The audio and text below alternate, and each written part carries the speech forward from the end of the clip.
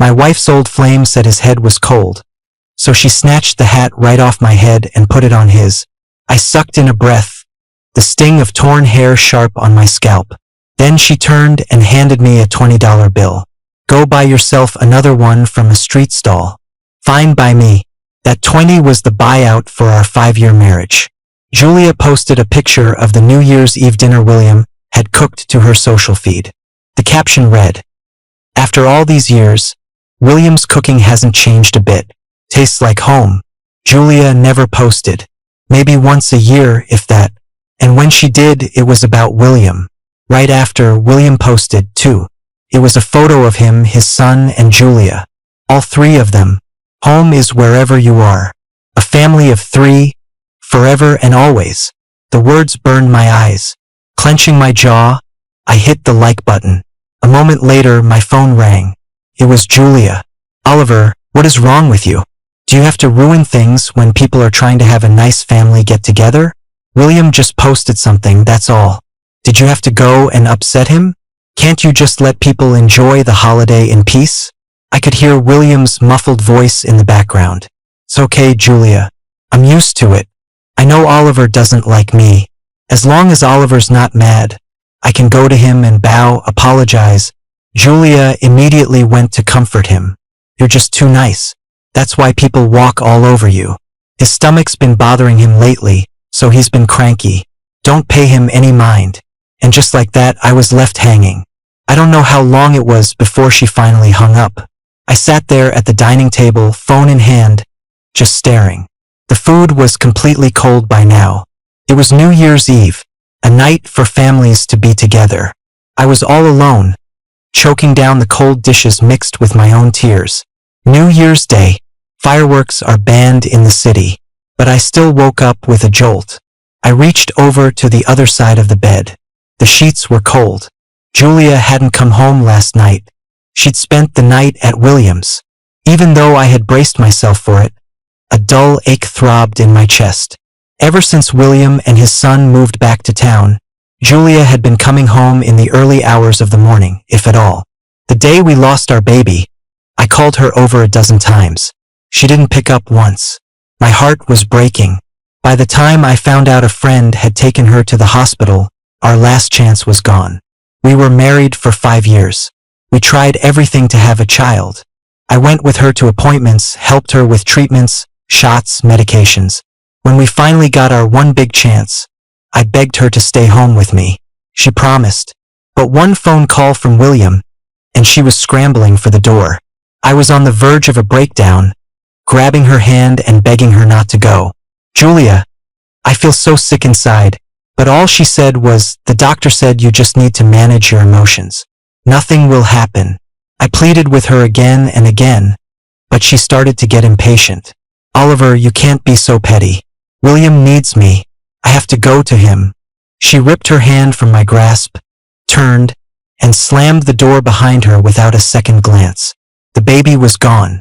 I called her, but her phone went straight to voicemail. In that moment, I lost all hope. The sound of the front door closing snapped me out of my thoughts. Julia was back. "You haven't eaten yet, right? I brought you back some food." She opened a container. It was obviously the leftovers from her New Year's Eve dinner with William. My appetite vanished. Seeing that I wasn't moving, Julia's tone immediately soured. "Oliver, I didn't come home to look at your long face." I sighed. "I'm just not hungry." Julia shoved a pair of chopsticks into my hand, trying to force me to eat their leftovers. "If that's the case, then eat. Don't waste the kind gesture from me and William. He even carefully heated it up for you." When I still didn't touch the chopsticks, her elegant brows furrowed in displeasure. "If you're going to be this childish, you can go to your parents' house by yourself the day after tomorrow. William's building a house back in his hometown, and I'm going to go see if he needs any help." Julia went into the study for a while. When she came out, she saw the food on the table was untouched. She immediately dragged me from the kitchen, where I was making noodles, and pulled me in front of the fridge. "If you don't want to eat it, fine, but you could at least put William's food in the refrigerator." As she said it, she pulled open the fridge door and saw it was full of containers of the New Year's Eve dinner I had packed up. Some of the dishes hadn't even been touched. Braised meatballs, garlic shrimp, steamed sea bass. Every single one was her favorite. The anger on Julia's face vanished, and her voice softened. You made all this? I nodded. Yeah.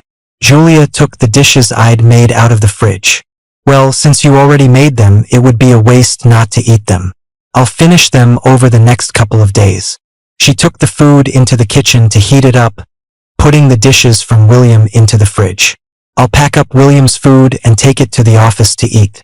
Hearing that, the knot in my chest that had just started to loosen tightened again.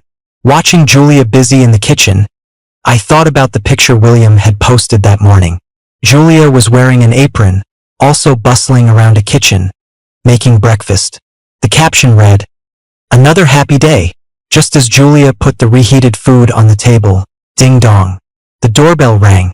I opened the door to see William and his son, Cody.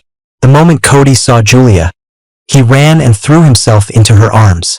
"Mama Julia, you promised you'd take me to the winter festival today." William, acting as if I wasn't even there, put on a weak facade. "Julia, I couldn't stop him. He was crying and screaming for you, so I had to bring him over." Julia happily picked Cody up and pinched his cheek. "Of course. Mama would never break a promise to you." "Mama?" A sharp, twisting pain shot through my heart. I thought of the child we had waited for so long, the child we lost. Julia never even offered me a single word of comfort.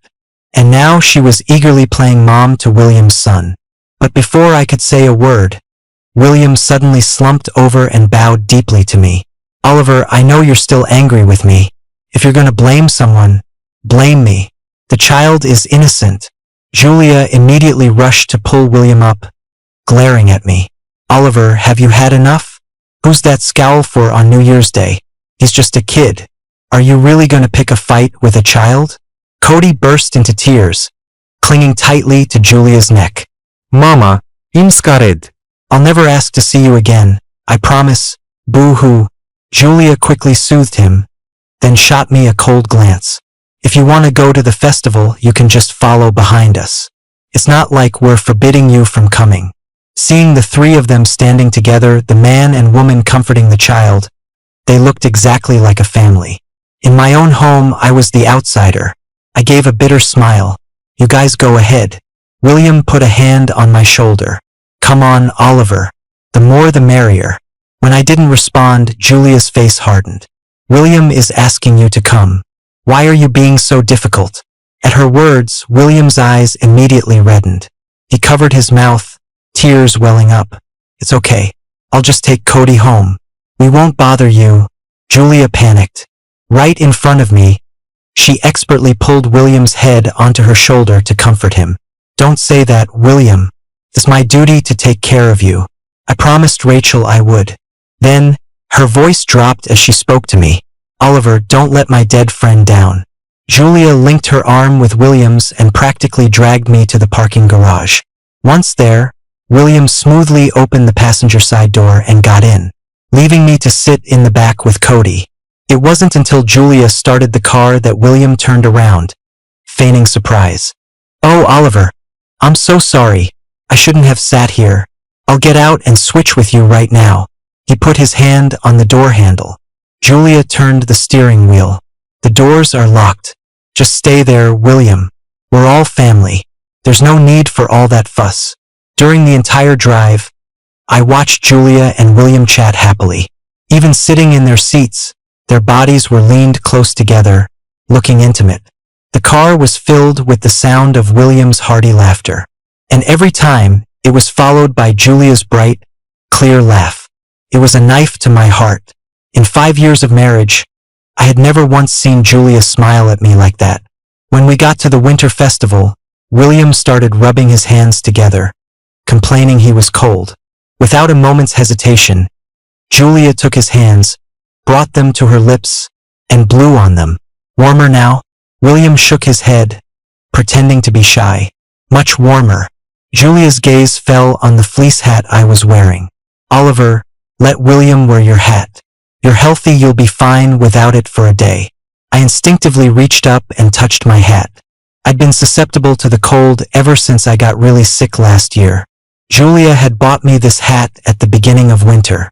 Today was the first time I'd worn it. It hadn't even fully warmed my head before she was demanding I give it away.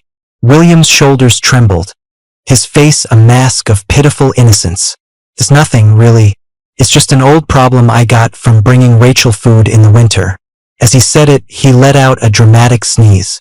Julia reached over and yanked the hat right off my head. She tore out a clump of my hair with it. I gasped in pain. Julia, what are you doing? You're pulling my hair. But she was completely unbothered. It's just a hat. Why are you acting like I'm trying to kill you? She shook the hat out and my hair, which she just ripped from my scalp, fell to the ground. She ground it into the dirty snow with her heel until it was just part of the slush, indistinguishable. After putting the hat on William's head, Julia carefully adjusted it for him. Warmer now? A blush appeared on William's cheeks as he nodded. So warm. Thank you. A cold wind blew, and a dull ache started in my head. I said to Julia, "Honey, can you buy me another hat? My head is starting to hurt." Julia glanced at me, pulled out her phone, and sent me 20. See if you can find something at one of the stalls. Better to wear something than catch a cold and have me take care of you. She had completely forgotten about the last time I was sick. My nose stung, and my eyes began to water. Julia, I'm your husband. Julia picked up Cody and took William's hand. I never said you weren't. Are you really going to throw a tantrum on New Year's Day? How unlucky is that? Are we going to enjoy this festival or not? I tilted my head back, let out a hot breath, and forced the tears back. I walked past them and kept going.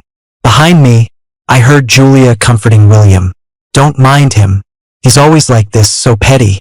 The tears wouldn't stop. Hot drops rolled down my cheeks. But Julia didn't see.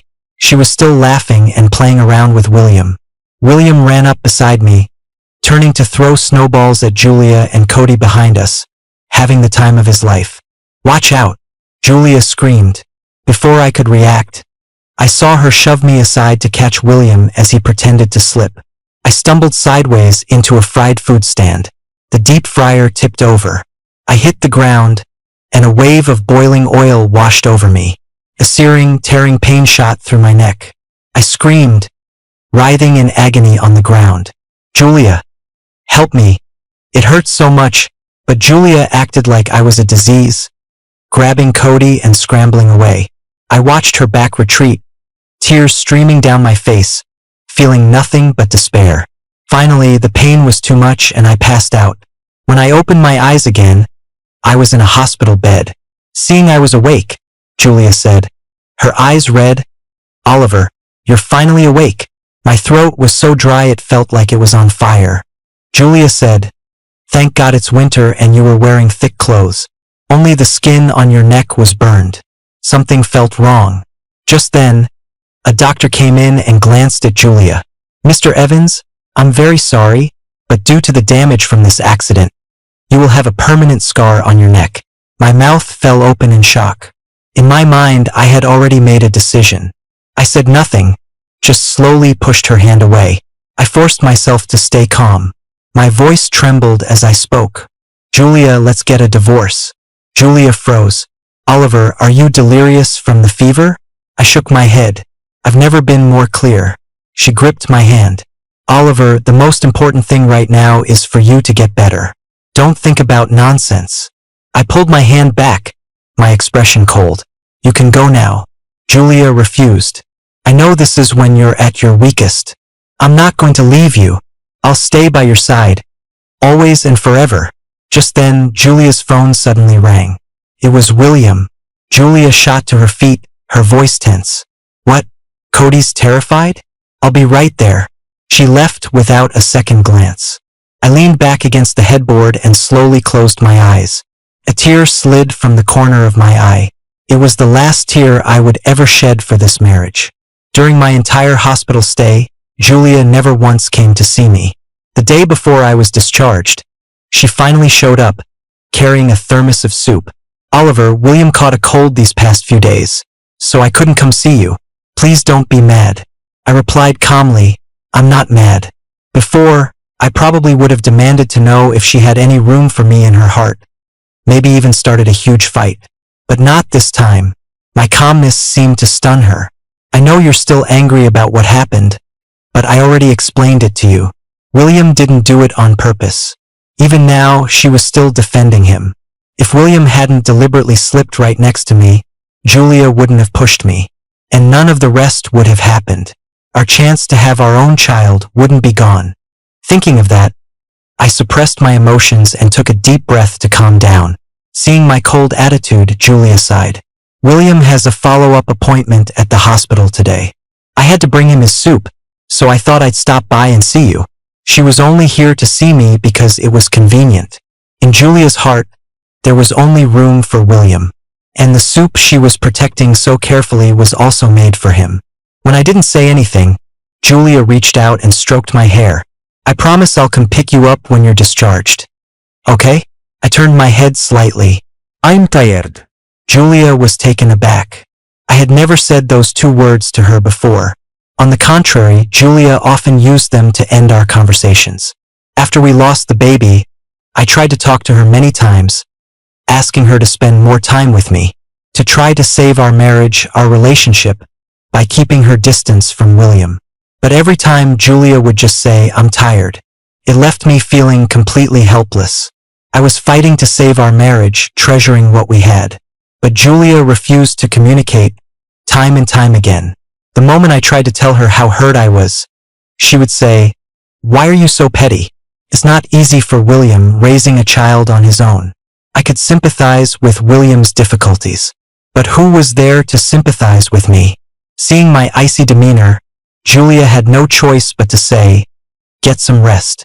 Try to be more open-minded and don't hold a grudge against anyone.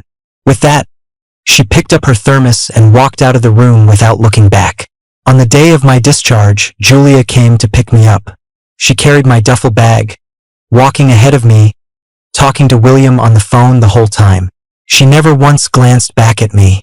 When we got to the parking garage, she tossed my bag onto the passenger seat, started the car, and drove about 30 feet away. I stood there watching her car get smaller and smaller. Her mind was completely on William. She had forgotten I was even standing next to her. I don't know how long passed before Julia turned the car around and came back. She rushed out and reached for me. Oliver, I'm so sorry. I forgot you hadn't gotten in the car. I took a step back, keeping a distance between us. It's fine. I can get a cab home. She slapped herself on the head, full of regret. It's all my fault. I was so busy talking to William. Cody just asked when I was coming home, and I completely forgot about you.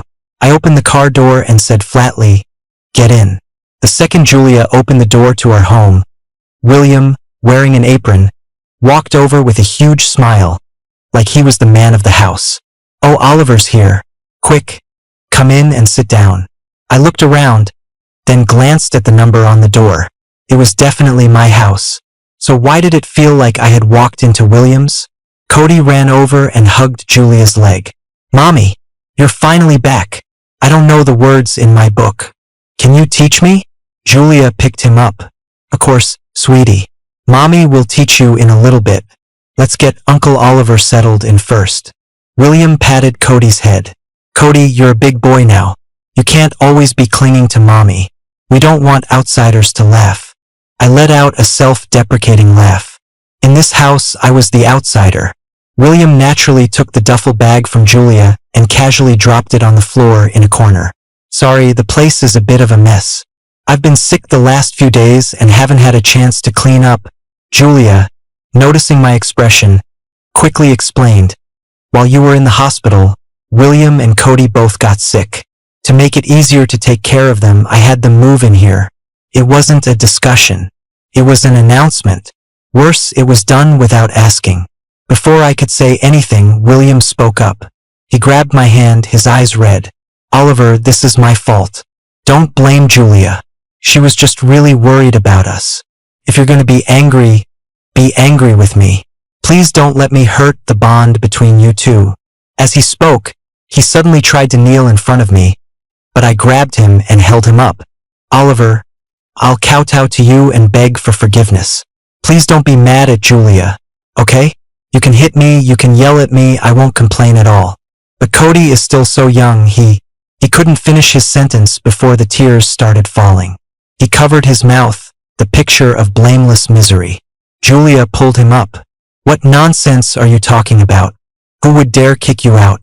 You and Cody will live here from now on. We have plenty of rooms, it's just a matter of setting 2 more places at the table.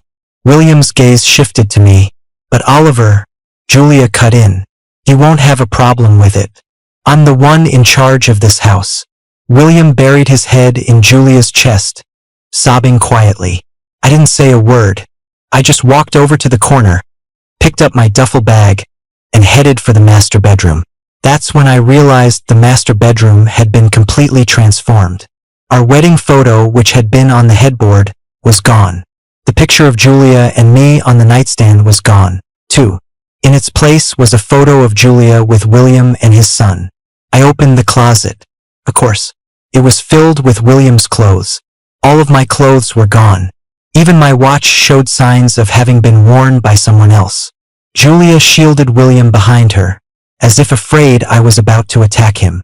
I spoke calmly. Where did you move my clothes? Julia looked at me, stunned. I put them in the guest room for you.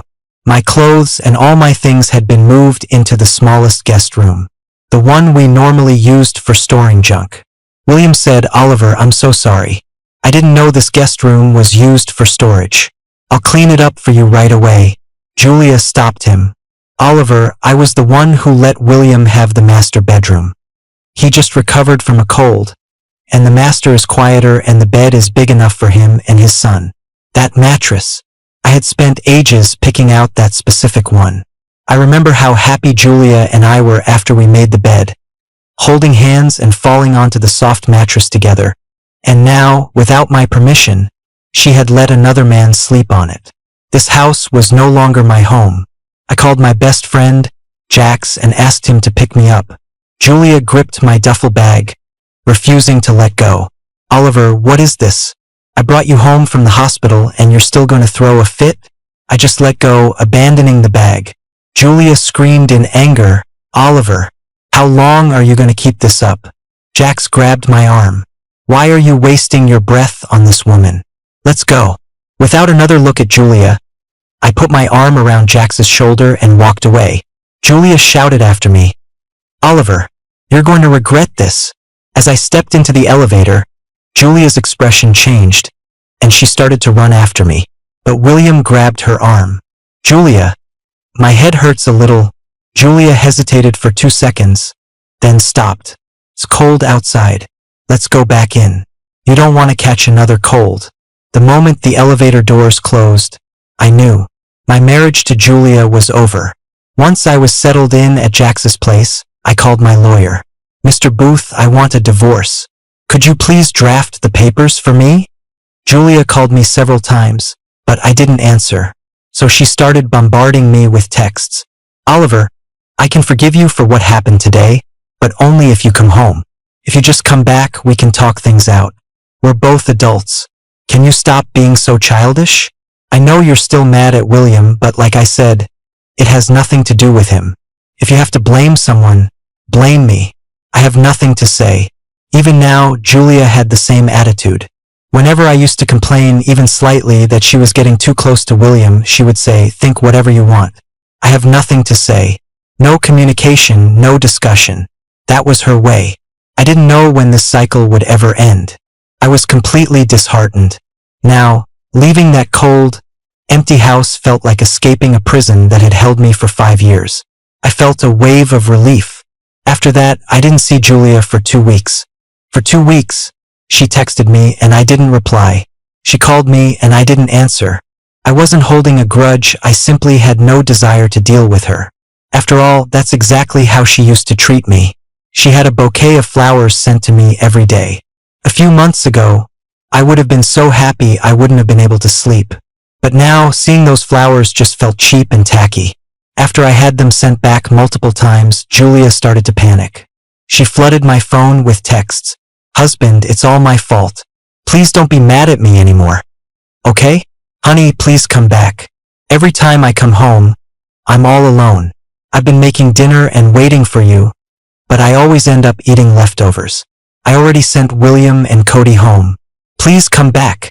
No one to leave a light on for her. No one to have dinner waiting when she got home. Julia was finally getting a taste of her own medicine. But what was that, really? The hurt she caused me was so much more than this. The texts from Julia were endless. I didn't have the patience to read them all. Finally, I couldn't take the harassment anymore and just blocked her number. And just like that, my world was quiet. That night, a heavy rain began to fall. I went to the window to close it, and I saw Julia getting out of her car. She didn't have an umbrella. The rain soaked her completely. Honey, come home with me. I know I was wrong. Please, just forgive me this one time. I swear I'll only ever treat you right from now on. Oliver, I love you. Julia was a complete mess, drenched to the bone. But I felt nothing. I just gave her a detached glance and quietly closed the window, shutting out her cries. The rain fell harder. I sat on the sofa, reading a book. Julia didn't give up.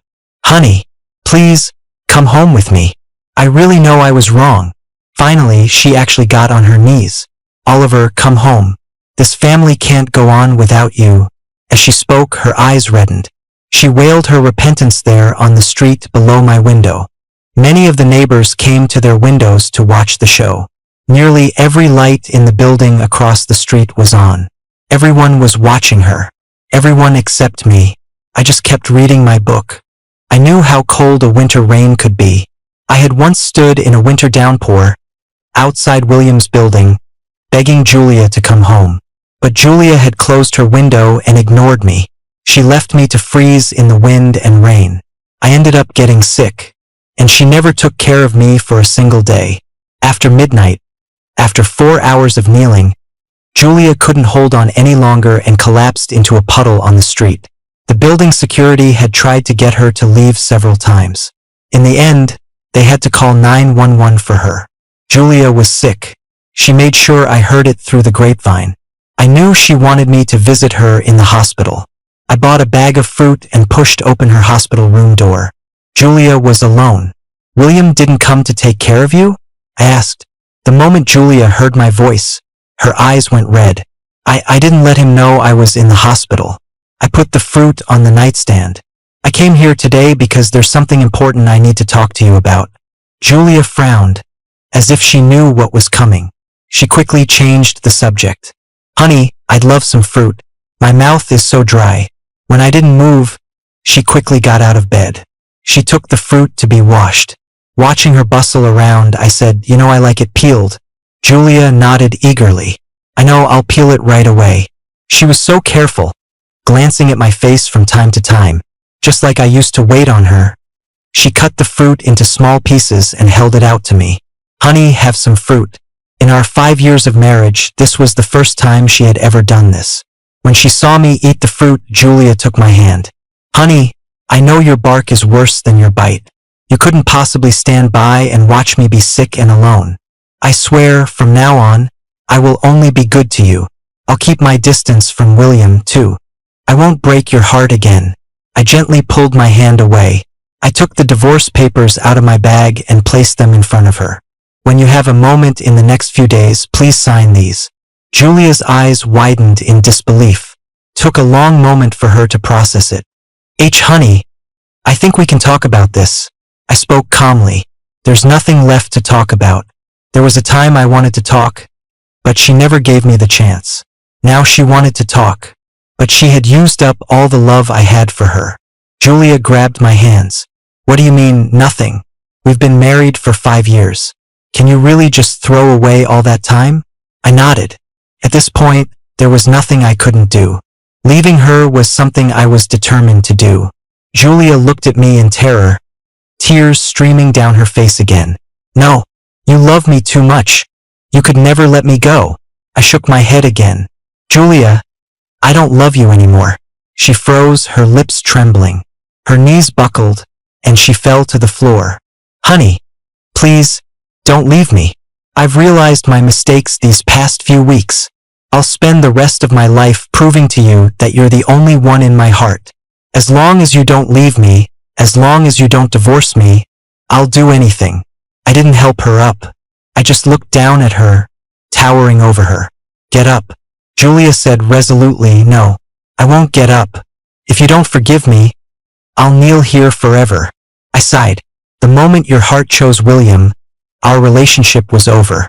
Julia grabbed my pant leg. Honey, you've misunderstood. Nothing ever happened between me and William. I laughed. None of that matters anymore. Julia broke down, screaming. How can it not matter? I never betrayed you. Why do you want to divorce me? I know you're still angry about what happened before, but since it already happened, I'll face it with you. We're still young. We can adopt a child later. Are you divorcing me just because we can't have children? I once swore I would take care of you for the rest of my life. I can't break my promise. When she had vented all her emotions, the room fell silent. I said calmly, it's a shame you already broke your promise. That shut her up. She was speechless. I stood up and said to the kneeling woman on the floor, I hope the next time you contact me, it's because you've signed the divorce papers. Julia, still on her knees, shuffled forward and wrapped her arms around my legs. Honey, I won't sign them. I won't let you leave me. I pulled my leg free with a slight effort. If you won't sign, then we'll settle it in court. Seeing my firm stance, Julia shook her head, unable to accept it. Oliver, you'll regret leaving me. I walked to the door, then turned back to her. If I don't divorce you, I'll regret it for the rest of my life. Julia collapsed onto the floor, watching helplessly as I left. 2 weeks passed. Julia still hadn't signed the divorce papers. When I called her, she always used work as an excuse. She refused to sign. I told her, since you won't sign, I'll see you in court. Julia asked me, honey, can we please not get a divorce? My voice was ice cold. I'm giving you 1 more week. I hung up the phone, but Julia was dead set on not divorcing me. Finally, I took a copy of the papers to her office. Still not going to sign? Julia looked panicked. Honey, I don't want a divorce. I placed a pen on her desk. It's right here. Read it line by line. If there's anything you're not happy with, we can discuss changing it. Julia looked pained, her hands clasped together, begging me. Oliver, I really don't want a divorce. I love you. For the sake of our years of marriage, can you please give me 1 more chance? I've thought it over these past few days, and I can't divorce you. If I lose you, what's the point of living? With that, she tore the divorce papers into pieces and threw them in the trash right in front of me. I calmly took another copy of the papers from my bag and placed them on the desk. No matter how many copies you tear up, I can always print more. Julia broke down, clutching her head. Oliver, I'm begging you. Please stop pushing me. I laughed coldly. For all these years, who was the one pushing whom? If it weren't for her, would my marriage have turned into this? My voice was calm as I said, Julia, there's no going back for us. Because I don't love you anymore. I just want a divorce. In the end, Julia signed the papers. Holding the signed divorce agreement, I stood outside her office building. I looked up at the sky. In that moment, the sky seemed clearer than it had ever been. The weight that had been pressing on my heart was finally gone. When I left, Julia was a sobbing, pathetic mess. I had never seen her cry so heartbrokenly. I didn't know if she was crying for our failed marriage or for losing me. After the 1-month cooling-off period, Julia and I met at the courthouse. William had his arm possessively linked with Julia's. He smiled at me and said, Oliver, long time no see.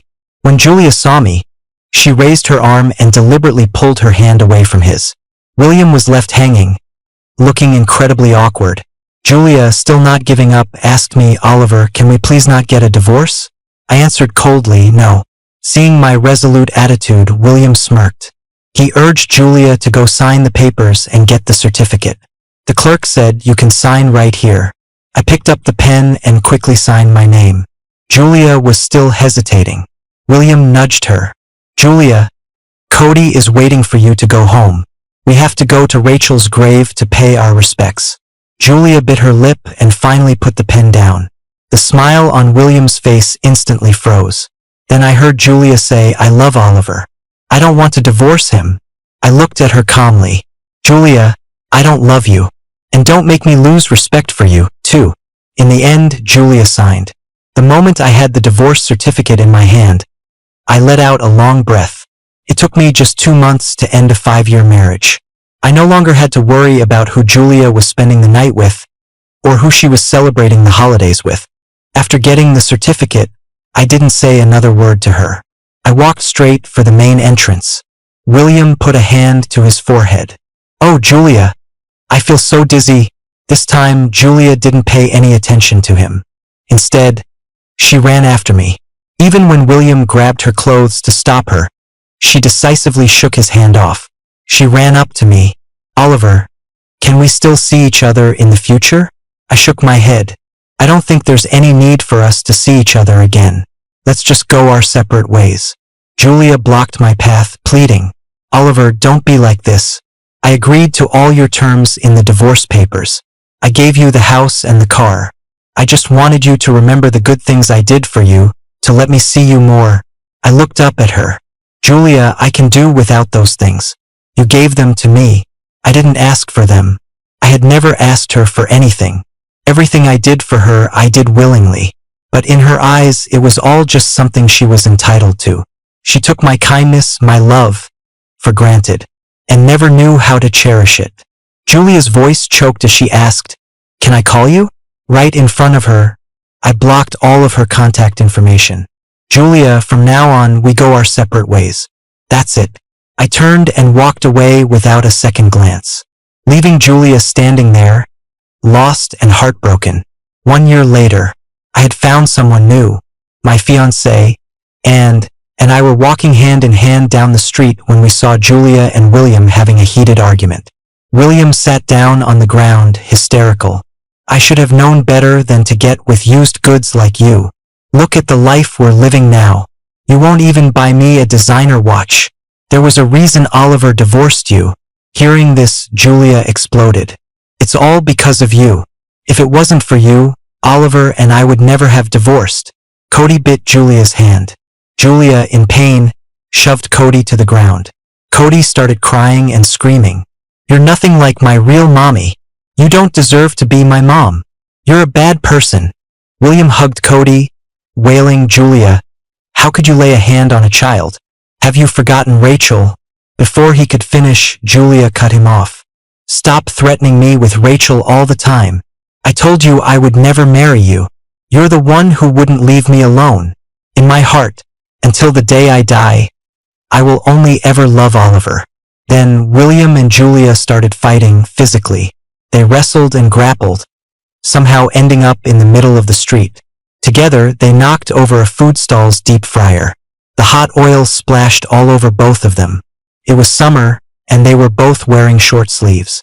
Large patches of exposed skin were instantly scalded and blistered. Screams and wails filled the air. I couldn't help but think, what goes around, comes around. Today was also my birthday, and gave me an exquisite watch. At the same time, she pushed a small gift box toward me. I opened it excitedly. Inside was a pregnancy test. 2 pink lines. Underneath was an ultrasound report. The blood test confirmed she was pregnant. I hugged and excitedly, a laugh escaping my lips. And we're going to be parents.